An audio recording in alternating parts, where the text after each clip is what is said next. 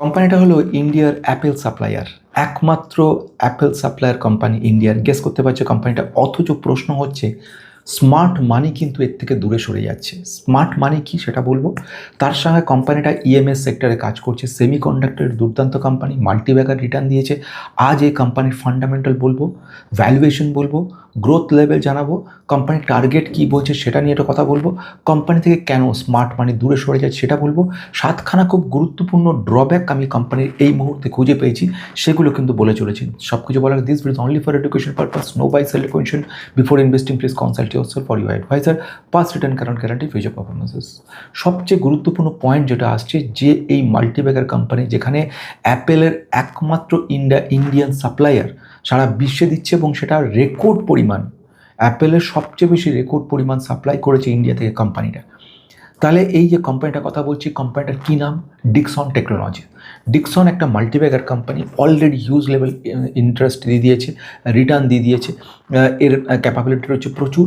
এখন ইম্পর্টেন্ট পয়েন্টগুলোর মধ্যে সবচেয়ে বড় গুরুত্বপূর্ণ পয়েন্ট যেটা, সেটা হচ্ছে কোম্পানি ক্ষেত্রে কিন্তু বেশ কিছু পজিটিভ মুভমেন্ট দেখতে পাচ্ছি। যেরকম প্রেজেন্টলি ডিক্সন জয়েন্ট ভেঞ্চার করেছে ভিভো কোম্পানির সঙ্গে। এছাড়া HKC বলে একটা কোম্পানি, যে খুব নাম করা কোম্পানি, তার সঙ্গেও কিন্তু জয়েন্ট ভেঞ্চার করেছে 74:26 রেশিওতে। এছাড়া আরেকটা কোম্পানি রয়েছে, সে কোম্পানি লংচিরের সঙ্গেও এরা কিন্তু কাজ করছে। এই যে HKC, এদের যে কাজকর্ম, যেরকম ডিসপ্লে ডিজাইনিংয়ের ওপরে আরও পাওয়ারফুল একটা টেকনোলজি মডিউলস নিয়ে এসছে, সের ওপরে কাজ করছে। ইলেকট্রনিক কম্পোনেন্ট এবং ম্যানুফ্যাকচারিং স্কিম, তার ওপরে কিন্তু HKC কাজ করছে। দুর্দান্ত এই কোম্পানিটা কিন্তু বিরাটভাবে এগোতে চলেছে।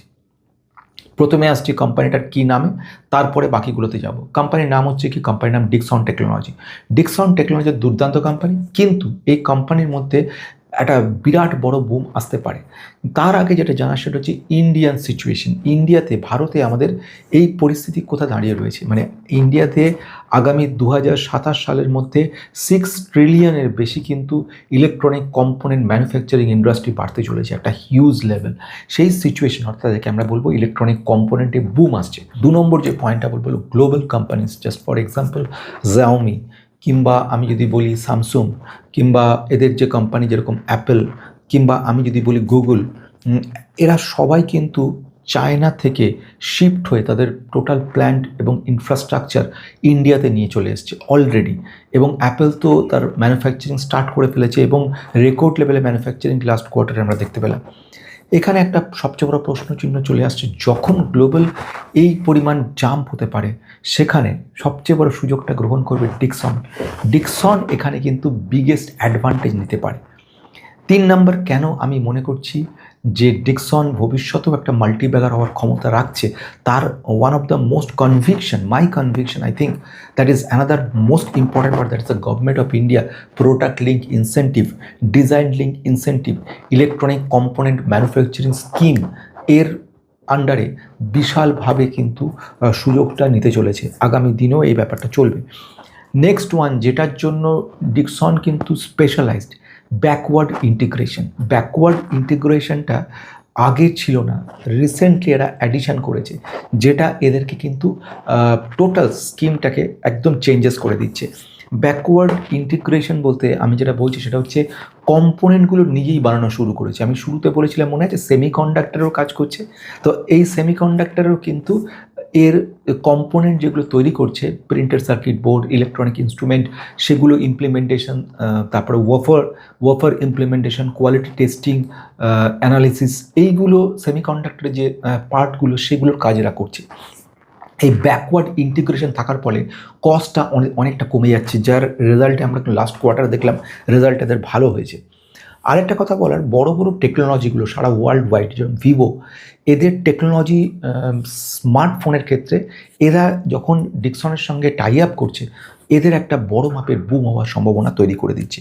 এরপরে যে কথাটা বলবো, সবচেয়ে গুরুত্বপূর্ণ, ম্যানেজমেন্ট পক্ষ থেকে কিন্তু খুব পজিটিভ। অতীতেও আমরা দেখেছি যে এই পার্টিকুলার কোম্পানিটা হাই গ্রোথ রয়েছে, এবং 20% above compounded annual growth rate দিতে পারে আগামী দিনে। এবং রিটার্ন অন ইকুইটি, এটাও কিন্তু 20% বেশি থাকার সম্ভাবনা রয়েছে বলে ম্যানেজমেন্ট থেকে একেবারে দাবি করছে। তাহলে এইগুলো হয়ে গেল, বুঝে গেলাম আমরা। এবারে ছোট করে যদি বোঝার চেষ্টা করি fundamental, company large cap company, second one company valuation এখনও কিন্তু হাই সিচুয়েশন রয়েছে, যদিও রিটার্ন অন ক্যাপিটাল এমপ্লয়েড কী, রিটার্ন ইকুইটি কী, সব আমার মেম্বার শিখতে পারেন, সেখানে আমি বলেছি। এখানে এই মুহূর্তে সব কিছু বলা যাবে না, 59 টাকার মেম্বারশিপ নিয়ে দেখতে পারেন সেখানে।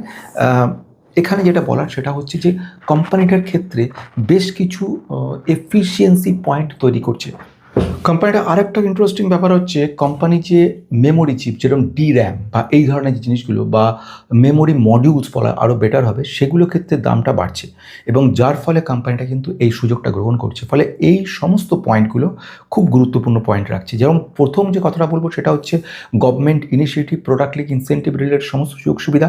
সেকেন্ড ওয়ান, হাই গ্রোথ যে কোম্পানি রয়েছে, বড় বড় যে সমস্ত গ্লোবাল ক্লায়েন্টরা, বড় বড় গ্লোবাল যে সমস্ত অর্গানাইজেশনগুলো, অ্যাপেল, শাওমি, স্যামসুং, এছাড়া আরও বড় বড় কোম্পানি, তারা সমস্ত ইন্টারেস্টেড এখানে ইনস্টলেশন করছে এবং ডিক্সনের সঙ্গে হাত মেলাচ্ছে। তৃতীয়ত হচ্ছে জয়েন্ট ভেঞ্চার করেছে ওয়ার্ল্ড ক্লাস যে কোম্পানি ভিভো কিংবা HKC, কেউ লং চিরের সঙ্গে।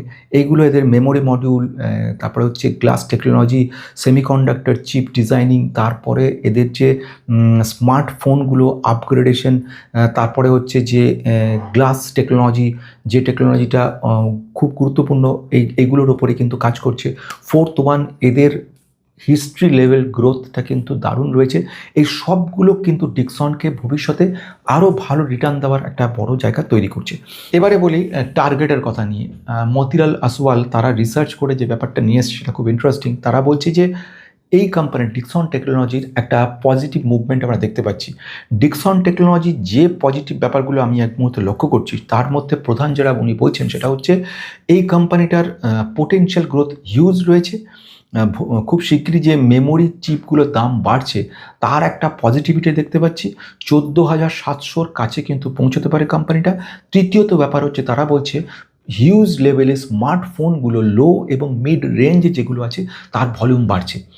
তার বাড়ার কারণ হচ্ছে ডোমেস্টিক ডিমান্ড কিন্তু প্রচুর বাড়ছে ডিক্সনের, সুতরাং সেইগুলো কিন্তু একটা পজিটিভ ব্যাপার দেখাচ্ছে। এবং জয়েন্ট ভেঞ্চারগুলো এই বিভিন্ন কোম্পানিগুলোর সঙ্গে এটা একে আরও অগ্রণী ভূমিকা দেবে বলে এই মতিলাল ওসওয়াল এই ব্যাপারটা বলছে। তাহলে এই ব্যাপারগুলো তো সব শেষ হলো। এবার আসছি সবচেয়ে গুরুত্বপূর্ণ পয়েন্ট, এতগুলো পজিটিভিটির মধ্যে নেগেটিভটা কোথায়?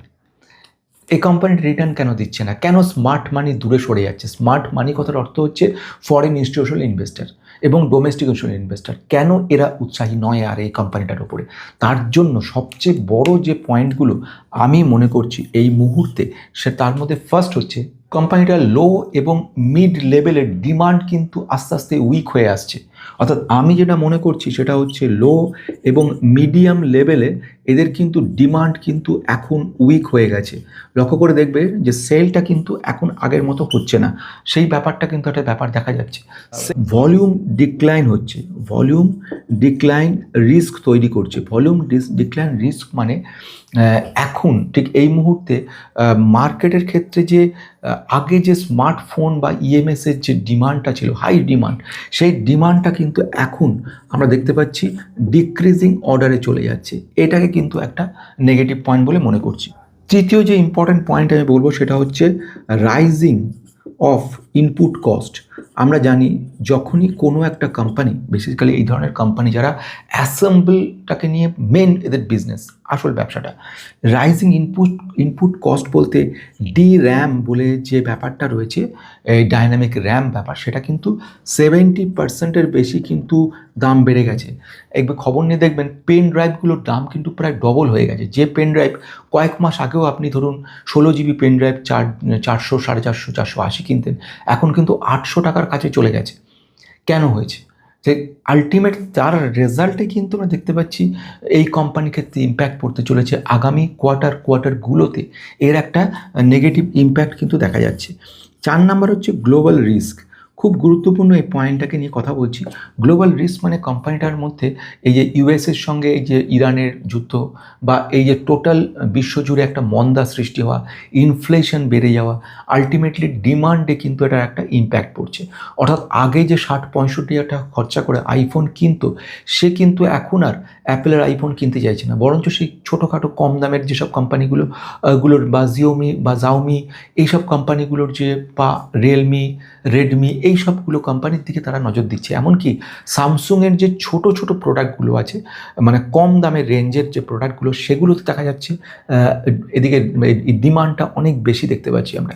তাহলে এই একটা কিন্তু পয়েন্ট। আরেকটা কথা আমি বলবো যেটা কিনা মানে 5 নাম্বার পয়েন্ট আমি মনে করছি, সেটা হচ্ছে প্রোডাক্ট লিঙ্ক ইনসেন্টিভ। গভর্নমেন্টের যে প্রোডাক্ট লিঙ্ক ইনসেন্টিভ রয়েছে সেটা কিন্তু আস্তে আস্তে কমে যাচ্ছে। এই যে কমে আসছে, বেসিক্যালি কি হয়, ম্যাক্সিমাম ইন্ডিয়ান কোম্পানি যেগুলো স্মল স্কেলে বিজনেস করতো, ইনক্লুডিং একসময় ডিকসনও ছিল, তাদের উন্নতির পিছনে কিন্তু টোটালি গভর্নমেন্টের একটা বড় হাত রয়েছে। ডিকসন নিজে নিজে ক্ষমতায় ছিল না তার এত ওপরে ওঠার, এত বড় মাল্টিব্যাগার রিটার্ন দেওয়ার।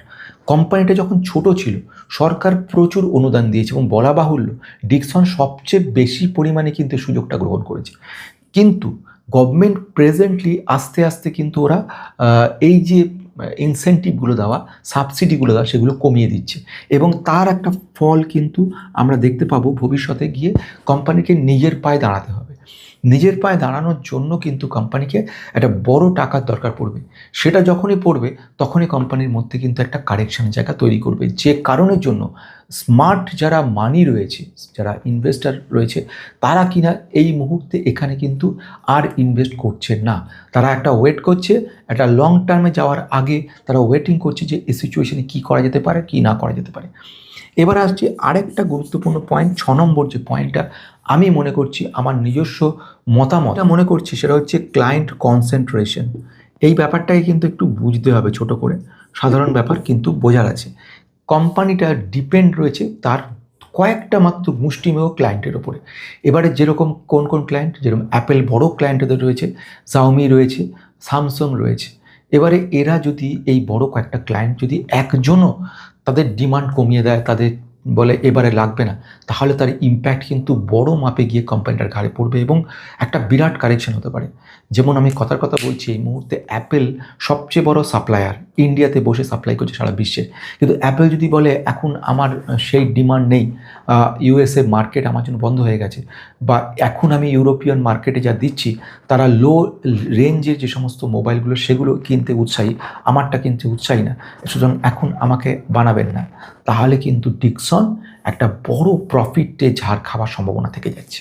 7 নম্বর পয়েন্ট আমি যেটা মনে করি সেটা হচ্ছে হাই ভ্যালুয়েশন। এই হাই ভ্যালুয়েশনটা কিন্তু নজর করার ব্যাপার রয়েছে। ভ্যালুয়েশন জিনিসটা খুব গুরুত্বপূর্ণ। যখন যারা স্মার্ট মানি ইনভেস্টার রয়েছে, ডোমেস্টিক ইনস্টিটিউশন ইনভেস্টার বা ফরেন ইনস্টিটিউশন ইনভেস্টার, তারা কিন্তু একটা কথা ভাবছে যে আমি কেন ইনভেস্ট করব। প্রথম ঘটনা হচ্ছে আমি সেই লেভেলে ইনভেস্ট করব যখন ভ্যালুয়েশনটা নিচের দিকে থাকবে। যখন ভ্যালুয়েশনটা এরকম জায়গায় থাকবে, সে ওপরে উঠতে পারে ঠিকই, কিন্তু আমি এই সব জায়গাগুলোতে খুঁজবো, যদি এরকম কোনো একটা পয়েন্টে পাই তবে আমি নেব। অর্থাৎ they are waiting for the correction. যতক্ষণ পর্যন্ত কারেকশন না হয় ততক্ষণ পর্যন্ত কিনবো না। ভ্যালুয়েশন কোম্পানিটা কিন্তু এখন মানে আফটার কারেকশন হয়েছে, স্মল লেভেল কারেকশন অলরেডি মানে প্লেসড হয়েছে, হ্যাপেন্ড, কিন্তু স্টিল কোম্পানি ভ্যালুয়েশন এখনও কিন্তু বড় জায়গায় রয়েছে, যে কারণের জন্য আমি মনে করছি কোম্পানিটা কিন্তু হাই ভ্যালুয়েশনটা একটা রিস্ক তৈরি করছে আমাদের কাছে। ফলে 7 নম্বর পয়েন্টে দাঁড়ালো হাই ভ্যালুয়েশন। আমি যে বলতে চলেছি কথাটা সেটা হচ্ছে যে এই যে গুরুত্বপূর্ণ পয়েন্টগুলো, যেরকম প্রথম লো এবং মিড ডিমান্ডটা প্রচুর দুর্বল হয়ে যাওয়া, সেকেন্ড ওয়ান হচ্ছে ভলিউম লেভেলে প্রচুর রিস্ক দেখা যাচ্ছে, যেরকম ইএমএস সেক্টরের আগে যে ডিমান্ড ছিল, স্মার্টফোনের আগের ডিমান্ডটা কমে যাওয়া, কিংবা তার সঙ্গে সঙ্গে ইনপুট কস্ট বেড়ে যাচ্ছে, ডির্যাম রিলেটেড যেসব প্রোডাক্টগুলো কোম্পানিটা কিনে অ্যাসেম্বল করছে সেখানে যদি 70% দাম বেড়ে যায়, আলটিমেটলি তো কোম্পানি তার প্রোডাক্টের দাম বাড়াতে বাধ্য। প্রোডাক্টের দাম যদি বাড়ে, উল্টো দিকে ইনফ্লেশন হয়, এবং তার জন্য পরে যদি এরকম প্যানিক সিচুয়েশন তৈরি হয় বা যুদ্ধ আরও গভীরতার দিকে যায়, তো ন্যাচারালি এটা ব্যাপার এক্সপেক্ট করাই যেতে পারে কোম্পানিটা আরও অনেকটা কারেকশন হবে। এছাড়াও আরেকটা ব্যাপার রয়েছে, গভর্নমেন্ট যে পিএলআইগুলো দিচ্ছিল সেগুলো আস্তে আস্তে কমে যাচ্ছে, এবং এই কারণের জন্য কিন্তু ভবিষ্যতে একটা নেগেটিভিটি থাকতে পারে। এই হলো কারণ। কিন্তু এখন যদি শেষ কথাতে যাই, এই মুহূর্তে কোম্পানিটার ক্ষেত্রে আমি যেটা মনে করছি, কোম্পানির পোটেনশিয়াল গ্রোথ এখনও ভালো রয়েছে। কোম্পানি স্টেবল একটা কোম্পানি, যে কোম্পানিতে ইনভেস্ট করে অনেকেই আছেন যারা খুব বিরাট রিটার্ন চাই না, কিন্তু একটা স্টেবিলিটি চাই, প্লাস একটা ফ্লেভার চাই, এমন ধরনের টেস্ট চাই যে টেস্টের জন্য কোম্পানিটা ভবিষ্যতে ভালো করতেও পারে, যদি নাও করে অন্তত এমন অবস্থা হবে না যে আমার ইনভেস্টেড অ্যামাউন্টটা জিরো হয়ে গেল অর 50% ডাউন হয়ে গেল। বোঝা গেছে? তাহলে এইরকম, যেমন আমি এই মুহূর্তে বলি মাইক ইলেকট্রনিক্সের কথা, এরই পি লেভেলে 50% বেশি ডাউন হয়ে গেছে। এটা কিন্তু সত্যি, যারা যারা ইনভেস্ট করে রেখেছে তারা এখন মাথায় হাত দিয়ে আছে। কিন্তু এটাও সত্যি যে এই কোম্পানি ভবিষ্যতেও ভালো করতে পারে। কিন্তু প্রশ্ন হচ্ছে কি, 50% কারেকশন তো সবাই দেখতে পারবে না। 1 লক্ষ টাকা ইনভেস্ট করে রেখেছে, সে দেখলো 50,000 হয়ে গেছে স্টকটা, তাহলে এই মুহূর্তে টাকার দরকার, তাহলে 50,000 থেকে সেল করে বেরোতে হচ্ছে। আর না হলে চোখের সামনে দেখতে দেখতে কোনো টাকা অভাবে অসুবিধায় পড়ে যেতে পারে। তাহলে এইগুলোর জন্য যদি সেইটা 50% না হয়, দেখা গেল 20% কারেকশন বা 15% কারেকশন হলো, অর্থাৎ 1 লক্ষ টাকাটা 80-85 হাজারে দাঁড়িয়ে আছে, তাহলে সেই লোকটার 15,000 টাকা লসে সেল করে দিয়েও টাকাটা সে বের করে নিতে পারবে। এই কারণের জন্যই কিন্তু লার্জ ক্যাপ কোম্পানিতে লোকে ইনভেস্ট করতে চায়। এই মুহূর্তে কোম্পানির আমি বলি 1 নম্বর পয়েন্ট, হাই গ্রোথ পোটেনশিয়ালটা রয়েছে, যেখানে ম্যানেজমেন্ট বলছে আগামী ভবিষ্যতেও 20% কম্পাউন্ডেড গ্রোথ আমরা রাখতে পারবো এবং রিটার্ন অন ইকুইটিতে 20% বেশি কিন্তু এফিসিয়েন্সি আমরা দেখাতে পারবো। পোটেনশিয়াল গ্রোথ ভবিষ্যতে বাড়বে, ডিমান্ড ভবিষ্যতে বাড়বে, যত টেকনোলজি নতুন আসবে হোল ওয়ার্ল্ড ওয়াইড এই যুদ্ধ বা যুদ্ধ রিলেটেড ব্যাপারগুলো থেমে গেলেই আমাদের ডিমান্ডটা বহুগুণ বাড়বে।